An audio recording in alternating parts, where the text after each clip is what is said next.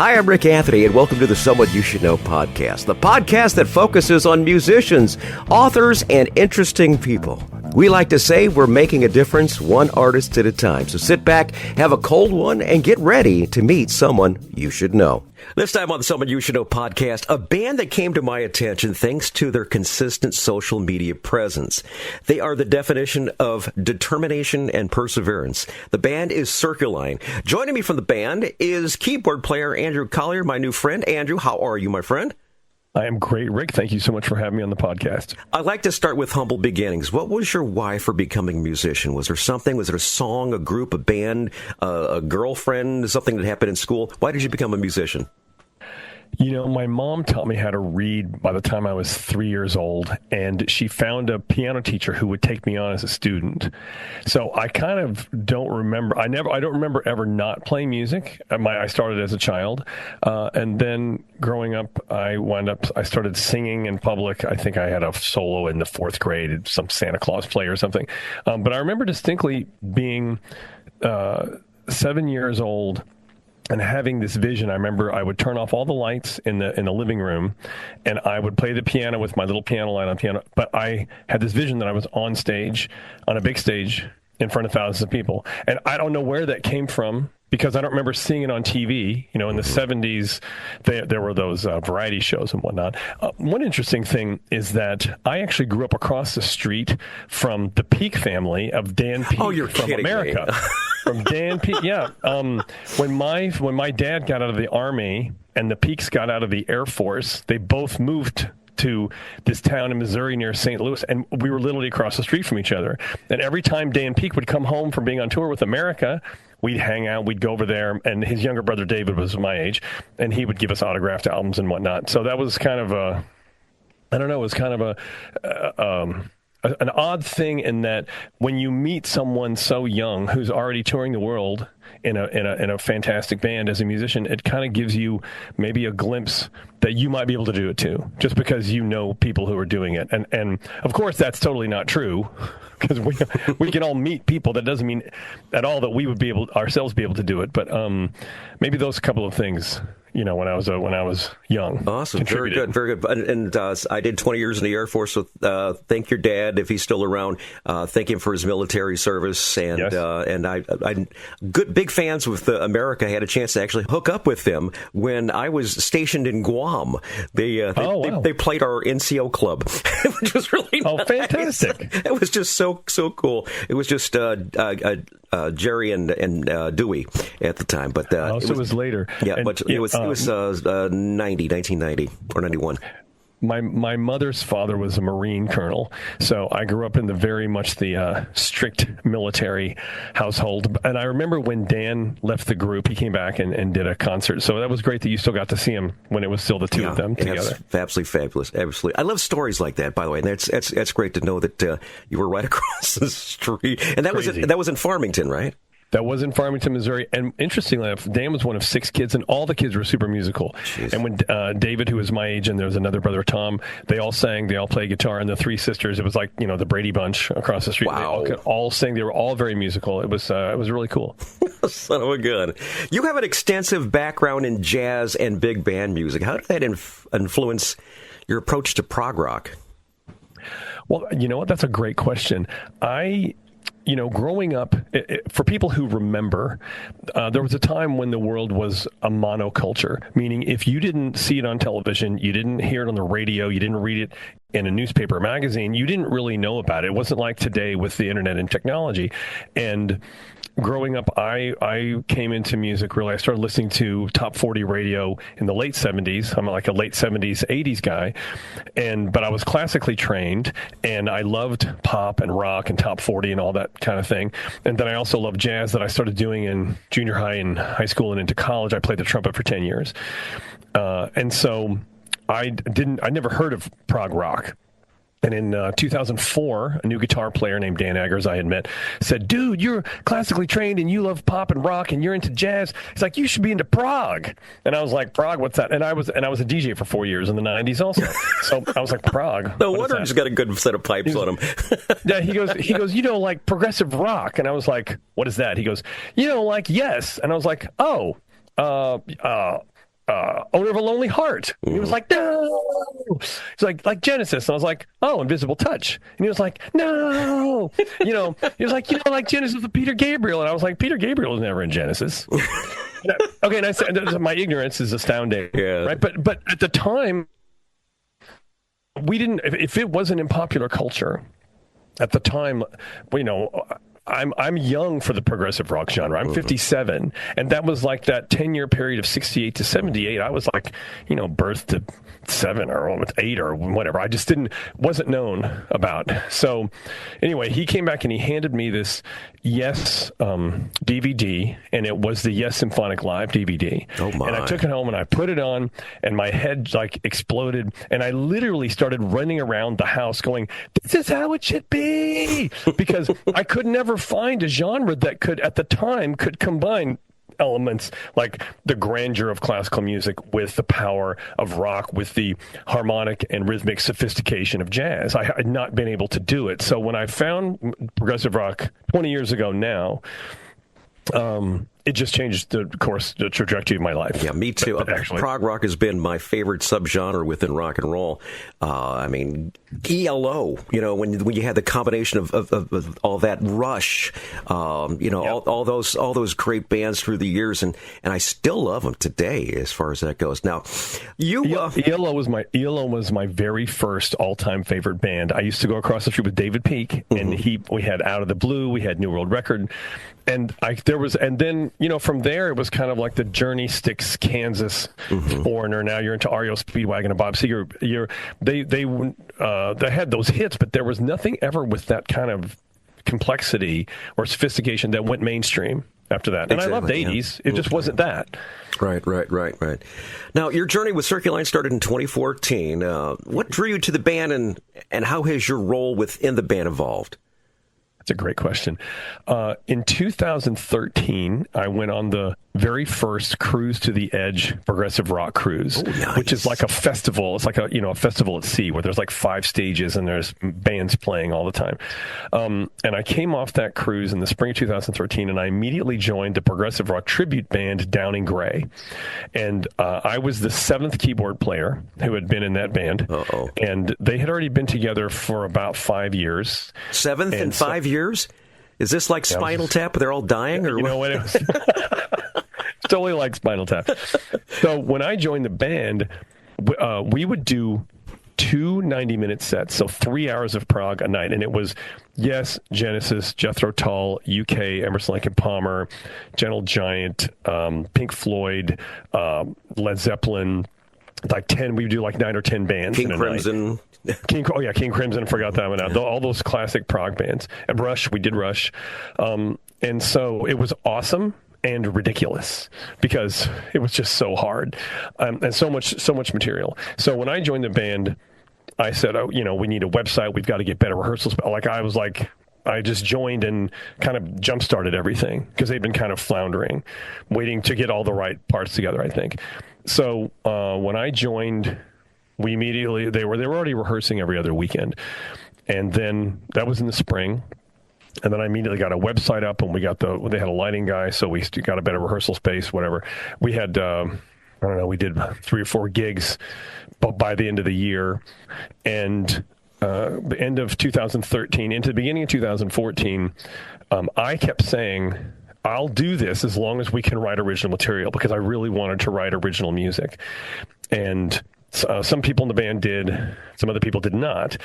And the final straw kind of came when they said, okay, this next big epic concert series that we're going to do is going to be called 5 Sides Live. It's going to be 5 20-minute epics. We're going to do Yes, Close to the Edge. We're going to do Pink Floyd Dogs. We're going to do Jethro Tull 20-minute Thick as a Brick. We're going to do Genesis, Supper's Ready, and we're going to do, some other 20-minute ridiculousness, whatever it was. And with all great things, and I just said, in the time it's going to take us to learn this music to perfection, we could have just written a whole album worth of music ourselves. Mm-hmm. And we couldn't. There was and tribute bands, remember in 2013-14, are not the rage that they are today, 10 years later. And I said, we can't make any money. We don't own logos. We can't record records. We can't. There was not going to be any future at all, really. other than doing something that we totally loved. But we knew we were good enough to play this stuff. Well, like, surely we can write something decent. So in February of 2014, 5 of us left and started Circuline. There were some of the other people they just didn't want to do it. So we're like, okay, fine. So we started Circuline in February of 2014, and we've been going ever since. Awesome, very good. Now, you had probably one of the most difficult roles in a prog rock band. You played the roles of Keith Emerson and Rick Wakeman, for crying out loud. Jeez. Yep. And Tony Banks. And you lived to tell the tale, which is... It was really hard. It's really hard stuff. But I'm very grateful for my classical training. Uh-huh. And, I'm driven. That's all I can say is I'm driven. And these guys were great. And I also felt there was a period of time in my life that I did not do music from roughly 1990 until around 2011. Wow, big time frame. That's family issues. Right. With my parents, and 2011. I was really depressed because I really knew, I felt in my heart that I was supposed to be doing music and I was not. And I just said, I'm going to do whatever it takes to be a musician. And so I went back to therapy. I did a lot of inner work and soul searching and just said, I'm going to do this. And so I was driven and I felt like I had something to prove. I don't feel that way anymore, but I did at the time. So I would just practice and learned all that stuff. And, just through sheer force of will and practice, and it was fun. When you're with a group of people who are all really super dedicated to the craft and they all want to play it like the record, it's a lot of fun. Awesome. Very good. Very good. Let's give some props to your bandmates. Who else comprises Circuline? So Darren Brannon is a drummer, and he also plays keyboards, and he was also in Downing Gray at the time. So he's one of our core members, and Natalie Brown, who was in. She joined Downing Gray as a background singer, and then when we started doing Pink Floyd Dark Side of the Moon, we would do those the ending bits where they had all those high wailing check parts, and she would sing those parts. She did too. Great Gig in the Sky. Great Gig in the Sky. Geez. We would close without. So she's also a core member of Circuline. She's been with us since the very beginning, and in this moment. Our guitar player for this album cycle has been Dave Bainbridge, which we're very excited about. He's played with the Straubs. He had his own band, Iona, like a Christian folk prog band for many years. And he's also currently the guitarist with Life Signs. And he's one of the top 5 guitar players in the world, like Reader's Poll in Prog Magazine, nice. Like 5 times in a row. Nice. And on bass, we have Shelby Logan Warren. And she has her own band, Kairos. She also lives in London and runs a very high-end professional recording studio. And so that's our team, our 5-person team for this album. We were also fortunate to get Joe Denenzone, who is the electric violinist from Kansas, to guest on a track. Awesome. He's played with us. Yeah, he's played with us before. He guested on our debut album. We toured with his band, Stratusfurious, several times. And he also performed live with us at the Rites of Spring Festival. Awesome. So we love Joe. He's great, and we were happy to get him. Very good. Now, your latest album called Core. How does it differ from your previous work? Well, I would say the first 2 albums, Darren and I wrote all the music. The first album, the founding member guitar player from Downing Gray, Bill Shannon, was with us. He wrote the music with us. And we worked with songwriter with Randy McStein. Now, Randy McStein is a touring artist with Porcupine Tree, Stephen Wilson's Porcupine Tree. And he's going to be touring with Stephen Wilson on his upcoming tour next year. Randy's also a solo artist. He's amazing. And we were really good at writing music, but we needed some help with lyrics and melody lines. So Randy worked with us on the first 2 records with the song parts. Darren and I wrote all the music. And across the board, the reviews generally for the first album were roughly, say, 7 out of 10. For the second album, we worked very hard. The second album, across the board, the reviews were like 8 out of 10. And the consistent feedback was that the music was really good, but the people didn't connect with the songs. And even though Randy did a great job, and we're very happy that we worked with him, we felt like we needed to bring all the songwriting in-house and start with the songs this time for the album, because the songs needed to come from within us. Yeah, you need to have the feel of it. Exactly. Yeah, we knew we could write the music, but we started with the songs, and then we wrote all the other musical bits around it. Also, first album I sang background vocals. I was kind of like George Harrison. Second album I sang lead on one song, and then for this album I'm singing lead with Natalie the whole time. So Natalie and I both sang all the lead and all the harmony background vocals. So the vocal sound also shifted for this third album. That's very good. The first song we're going to feature from the album core is called All. Your thoughts on this song? I love this song because I got to sing lead. Okay. And if people like a groove in 9, they'll really love this song. The kind of the vocal song section is the first half, and then the second half is an all kind of a prog instrumental epic. And this song was co-written with Matt Dorsey, who has been a kind of an honorary member of the band since its inception. Okay. Very good. We're going to feature that song right now. Here's All from Circuline. It features today's podcast guest, Andrew Collier.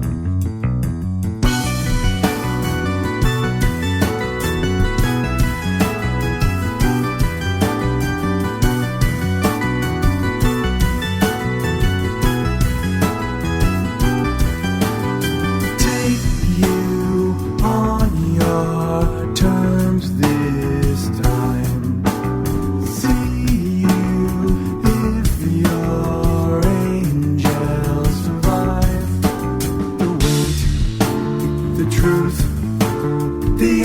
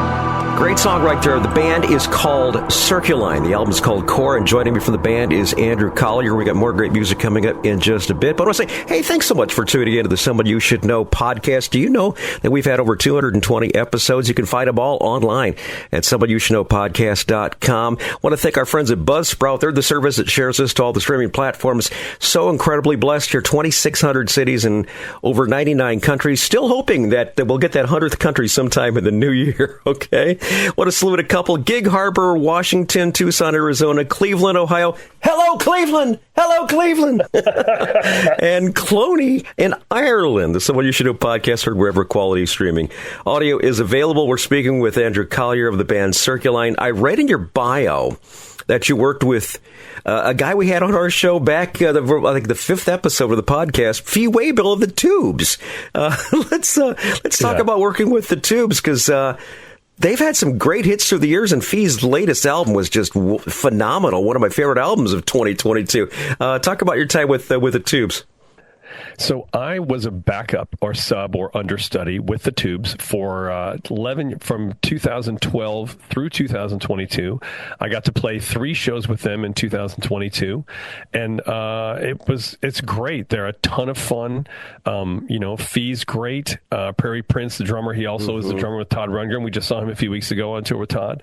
Dave Med, my keyboard player buddy, who's been with him for 30 years now. Great friend of mine. I've been happy to be able to step in for him, when necessary. I've been on the road with them a number of times. That summer of 2012 and 13, I was on the road with him for a couple weeks at a time, just to shadow Dave and hang out with the band and see what their particular show is like and what they need and what they do. Roger Steen is still the original guitar. One of the original guitar players is still with them. Sadly, Rick, the bassist passed away, but the new sub, actually he's not the sub anymore. Adam, he's great, and they're an interesting band because they were 2 bands that came together to form. They were a giant, 9-piece band for a while. They had Dancing Girls on stage, and they had that huge show, and they sold out all their live shows. But they had a problem getting played on the radio, so they had a number of albums with, who was their original A&M, with A&M, their first label. And then when they switched to Capitol in the early 80s, they got assigned David Foster as a producer. There you go. So with David Foster as a producer and Steve Lukather on board writing some of those great guitar riffs, they had 2 albums, Completion Backwards Principle and Outside Inside. That was it Inside Outside? Outside. It was the 40th anniversary of that one, just a few back in 2020. Yeah. They had, hits, and then there was some internal band turmoil, and they did another record with Todd Rundgren, and Fee did a solo album. If you can ever find Fee's solo album from the 90s, it's fantastic. Anyway, and so they kind of, their curve went down for a while, and then they got back together, and they've been touring, ever since. Yeah. So, They're great. They're a ton of fun. And, he was a fun interview. Gosh, he was just so much fun. He told about how the Tubes got their name and everything like that. I invite everyone. What we'll do is I'll put a link down there, and we'll link it to Fee's episode so you can check that out, because it's hilariously funny and very good music. Another band you got involved with is Kansas, one of my all-time favorite prog rock bands, and one of my favorite songs of all time is one that's keyboard heavy, so I'm sure you kind of have to limber up your fingers before playing Miracles Out of Nowhere, right? Yes. Yes.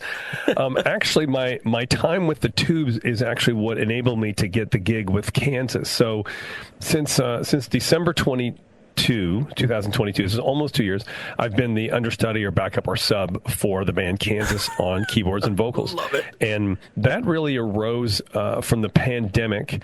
And during the, coming out of the pandemic, when everything was kind of coming back and all the touring bands were trying to get going again, they would start touring. And at the time, because of the rules around COVID, if someone in the band or, even the touring crew, which could be many people, if they got sick, they would have to cancel the gig or reschedule the gig. And so, they lost a bunch of shows because of that, because different people kept getting sick at different times. And so they said, we can't have this anymore. Everybody's got to have a sub. So thankfully, Tom Brislin asked me to be his sub in December of 2022. And so I have been I learned and stay on top of that material every week for they're still doing their 50th anniversary tour. It's a 2.5-hour show. It's fantastic. And I'm very grateful for that. And Miracles Out of Nowhere is part of that set. Oh, I was going to say, there's one of my all-time favorites. Plus, it was, like over 6 minutes long. It's a great bathroom break song for us jocks, too. So let's circle back to Circuline here. Another track we're going to feature from Core is called Blindside. What's the backstory? So Blindside was the second of two songs co-written with Matt Dorsey for this record. And we wanted a power ballad. I'm being a 70s, 80s guy, I love power ballads, so we'll call it our progressive rock power ballad, but this is pretty much a straight-ahead power ballad. And I'm a big David Foster fan from the 80s, one of the most successful producers, along with Quincy Jones, who sadly recently passed. And, those guys make great songs. They make great hits. And I said, we need a power ballad, and, this is it. And it came out really well. And Dave Bainbridge turned in a soaring guitar solo at the end. We have big stacked anthemic vocals, and we're really happy with this one. All right, good. Here's Blindside from Circuline. It features today's podcast guest, Andrew Collier.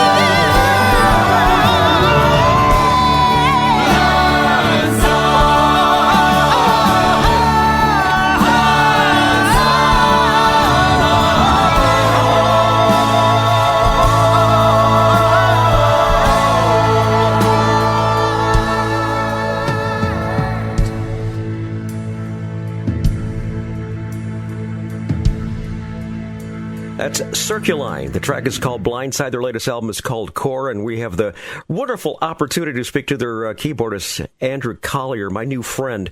I mentioned in the open that your band caught my attention through your presence on Facebook. I was seeing numerous posts every single day. First question I got to ask you is, who's doing your social media? Because they're doing a great job.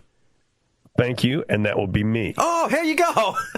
I'm the guy you want to ask all those questions to. Wonderful, wonderful. Do you feel like it's paying off? It is totally paid off. It's so nice to be able to talk about this now. Since we're past the launch, for the pre-order of the album, which is all the orders before the launch date, and then the first week, all of that counts towards the sales when the album is released, and we had over 1,100 pre-orders, which means we qualified for the Billboard charts. Wonderful. Which is, we're an independent band on our own little independent label, so the fact we qualify for the Billboard charts is really something that we're very proud of. So the ads paid off. Mm-hmm. And how do you feel about streaming? Well, let's talk about streaming. First, before I get to streaming, the thing about is that one of the ways we were able to do that is I very aggressively started investing in building a fan base, because from 2000 when Circuline launched, 2014 through 2017, and if you count the last year of Downing Gray, so 13, 14, 15, 16, 17, that 5-year period, we did all the things that traditionally bands are supposed to do. We got in over 100 newspapers, magazines, podcasts, FM radio, internet radio. We toured from Maine to Virginia to Cleveland to Chicago. We played Progtoberfest in Chicago. We played international festivals. We toured in England, and it was great. And we had a good time with the music. We loved meeting all the people. But we were just seemed like we were always hemorrhaging money. And we said, there's got to be a better way. If we're going to spend this much money, and that money, to tour and to do all these things, we've got to do it better. So we said, we have to build a fan base. We need to build our own fan base of an email list. And so we started really working on that. So at the time of this, we're up to 23,000 people on our email list, and roughly 8,000. I mean, they're there, but they don't really open a lot of emails, but they're on the list. But about 11,000 to 15,000 people regularly open our emails who are subscribers. Mm-hmm. So we really feel like it's important to build your own fan base worldwide. So to tap into the streaming thing, streaming is a double-edged sword, because in today's day and age, we're not going to be on any major radio stations. And without a monoculture, everything's so segmented. We're lucky, we're able to get on FM radio and internet radio, and lovely people like yourself having us on podcasts. And we have physical sales in 25 countries around the world. Wonderful. And we're streaming in 58 countries around the world. And there's no way that we could have done that in the past. The only way you could do that when there was the monoculture, it was a blessing and a curse, is that you had to get signed to a label, you had to get picked up, you had to get, if you were lucky enough to be one of those few people, that small percentage of people, then you got to have a career and get in front of millions of people and the record label paid for that. And that was a double-edged sword too. So today it's a double-edged sword that you don't make as much as streaming, but you know what? I can get in front of people all over the world, and at least we have a chance. We have a chance that they'll listen to us, either through paid ads or for organic posting, social reach. Like through this 2024 core virtual tour, we have released a video a week. So 57 events all year long. We have, the single release every 6 weeks. So that appeals to the Spotify algorithm. We have a video every week that appeals to the YouTube algorithm. We shot the gear behind the music.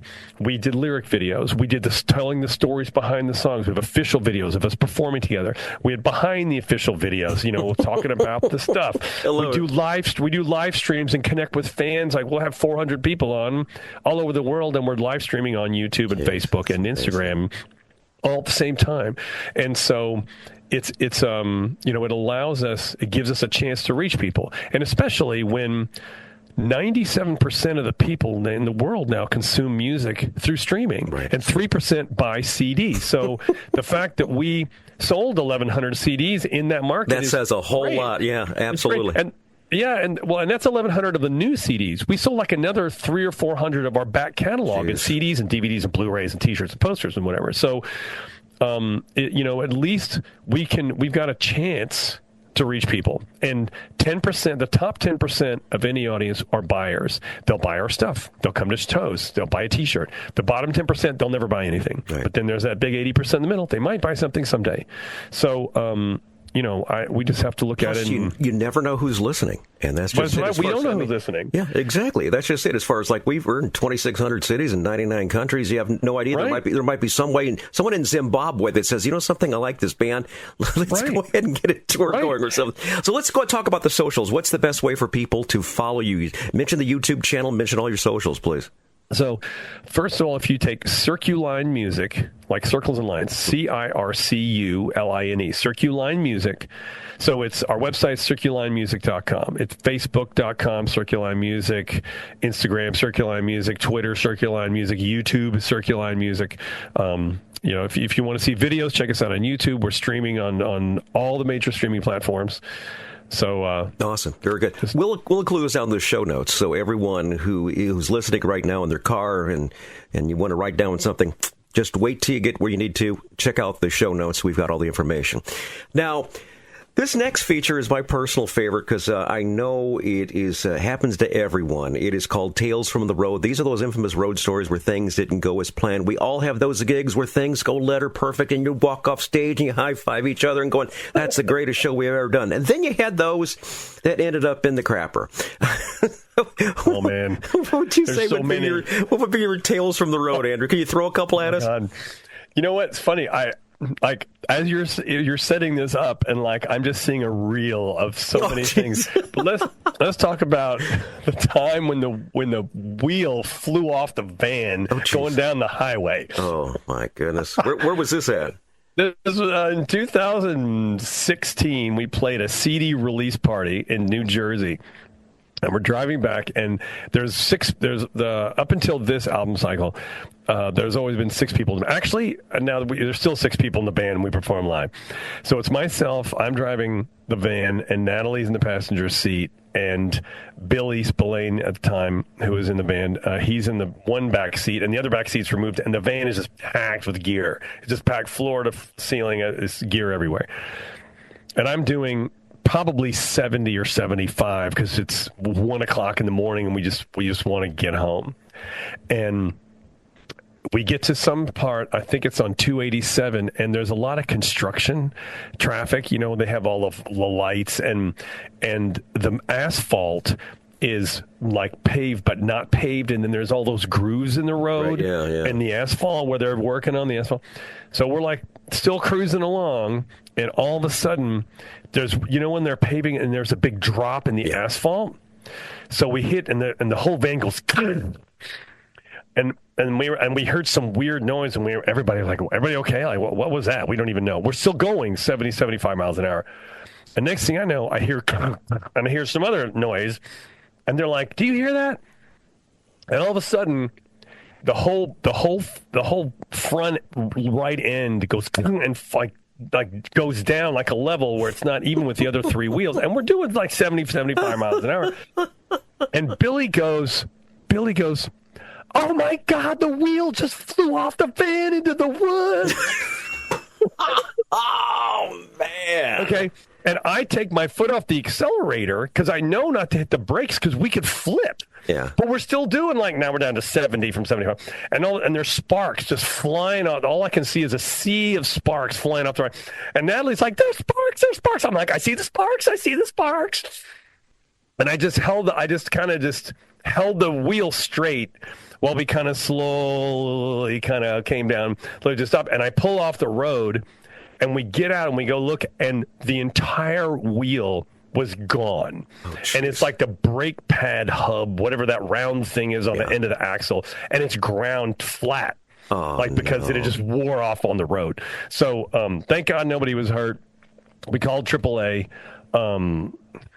We call, and actually, the manager at the time, the band manager, only lived like 20 minutes away. So they sent somebody to come take Billy, but Natalie and I stayed with the van. There's more. The story goes even longer for another 3 hours, but it's crazy. These crazy things happen. You never know. I had some bandmate or some friends of mine that I've known for a long time. They're actually from St. Louis area. They were playing a gig up in Grafton. Do you know where Grafton is? I know, right? We're Grafton, Illinois. Up on top of Grafton, there's the bluffs, and on top of there's a winery, and there's a very steep hill coming down from that winery.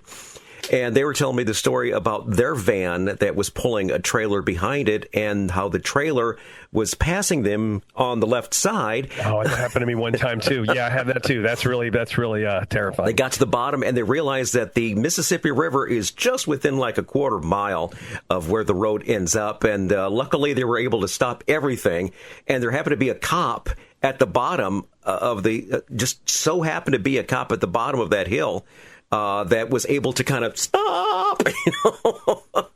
How did they stop the trailer? I think they must have nudged it or something like that to keep it from going. Oh man! But needless to say, both vehicles were not in fine shape after that.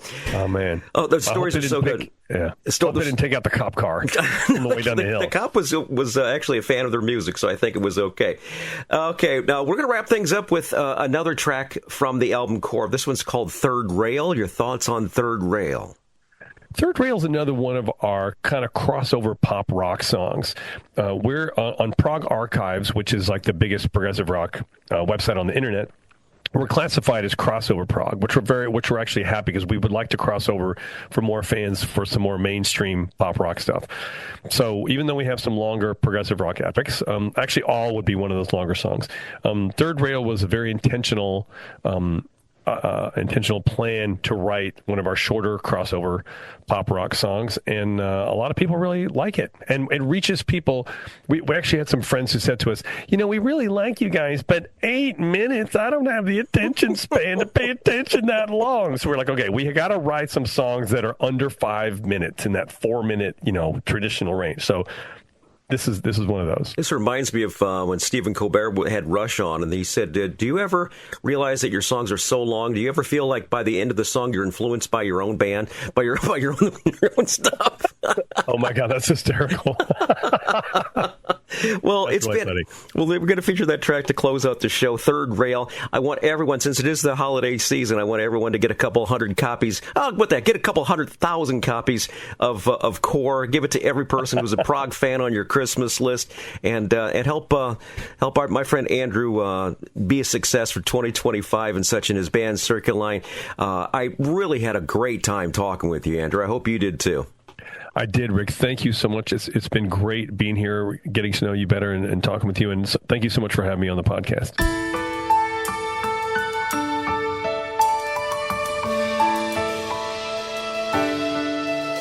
It ain't easy, the third rail.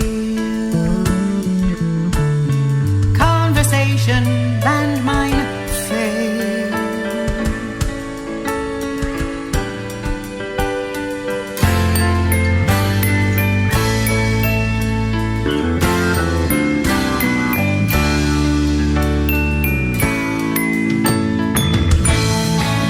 Rising tide, rising voice, purulent pressure of regret and choice.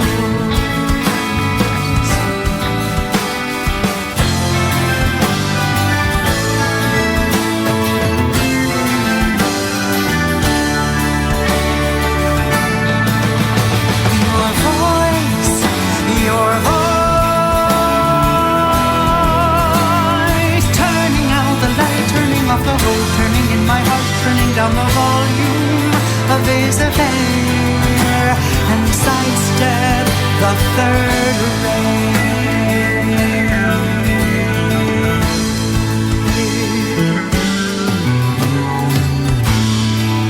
Walk in silence, my thoughts serene, quieting the suffering I can't redeem.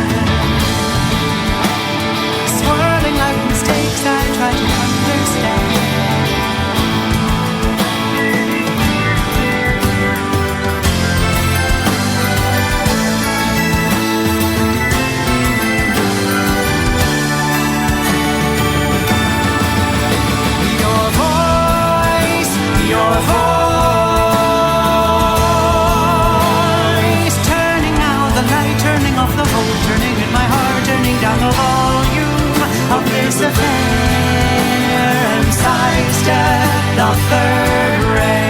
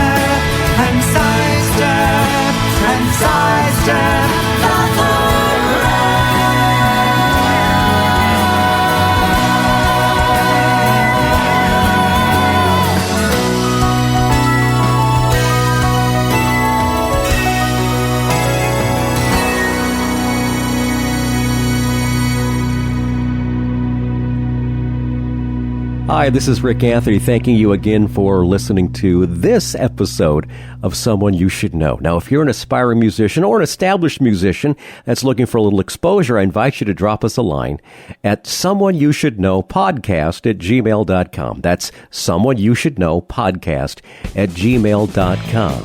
Also, I invite you to tell a friend about the Someone You Should Know podcast. I thank you for tuning in this time, and I invite you to check us out next time on the Someone You Should Know podcast, because you never know who's going to show up. Until next time, remember, God loves you, and so do I.